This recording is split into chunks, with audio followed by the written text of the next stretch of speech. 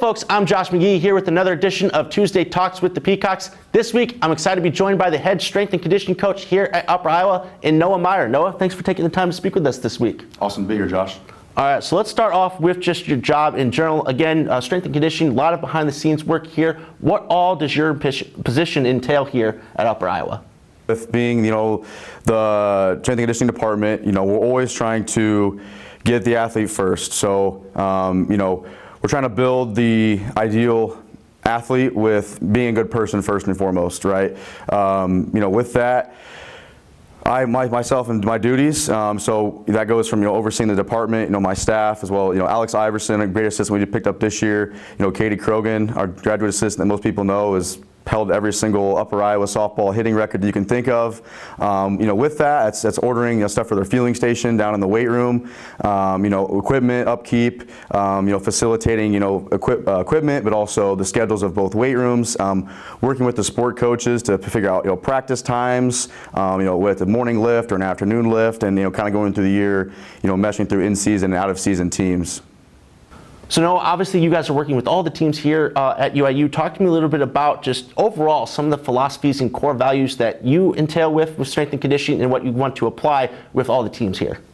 I spelled my core values, it's a different thing for every single coach, but I spelled out as READ. So first is RE is relentless effort, that's accountability, and then finish off with discipline. So with relentless effort, we talk about it takes effort to do the little things, or the so-called little things in life. Okay, what are those little things? That's being on time, getting 3 meals a day, hydrating, 8 hours of sleep, being early and on time, things that make us great people and humans, not just, athletes. Next is accountability. So, very few times in life is it about you, right? It's that person to your left, that person to your right that you like to take care of. And if that takes care of it, then God handles the rest of in life. So, with that accountability, we think mission first, people always. So if you take care of people, great things are gonna follow in that path. Last one is discipline. So, we think that once we get you in the weight room, the bullets are done flying, the dust is cleared, like we don't have to go think anymore. We just go attack. And we believe that the weight room is a place where we have to have our best foot forward, because the weight room is an extension of our culture, right? And so that's sort of our philosophy when it comes to how we try to build the athlete. We try to provide, make them self-sufficient, self-reliant members of society. And from that standpoint, we feel like if we foster that, high character, low ego, that we're going to have great athletes to follow with their training. So Noah, at this point in the year, we're in the winter sports season. Fall sports is wrapped up. Obviously, spring sports as well, trying to get some work in ahead of their season. Talk to me a little bit about how this year has gone so far from your guys' perspective.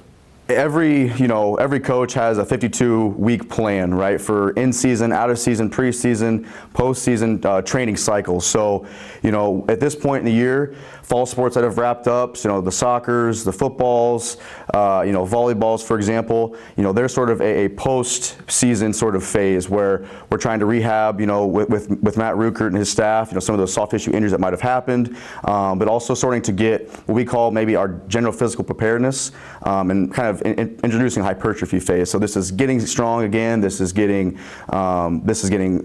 lean mass back on the athletes, and very maintaining some of those qualities of power and speed, because we're the farthest from competition.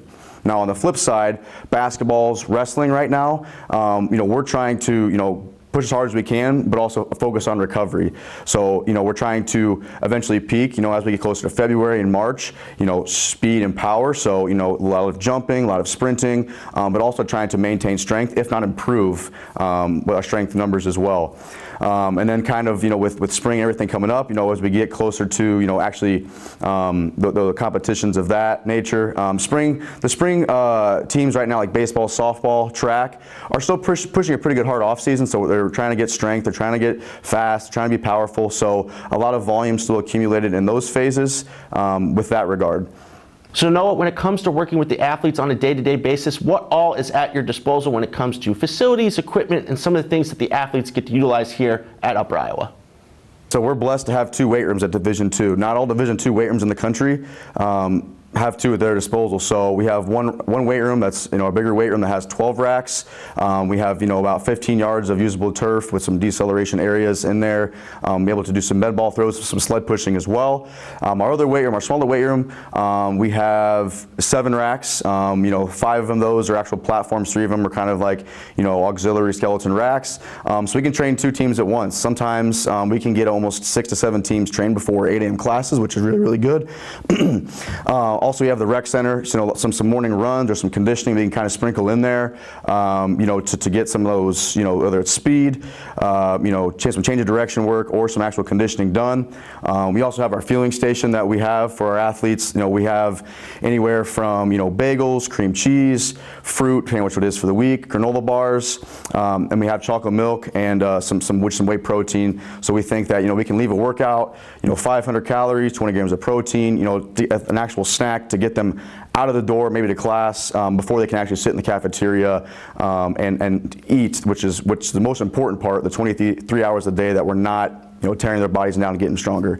Kind of our final piece is we have Team Builder, so that's our software we use, for athletes. They an app on their phone, they see all their workouts. So going home for Christmas, going home for spring break, or for summer workouts over internship, they have that out there on their phone.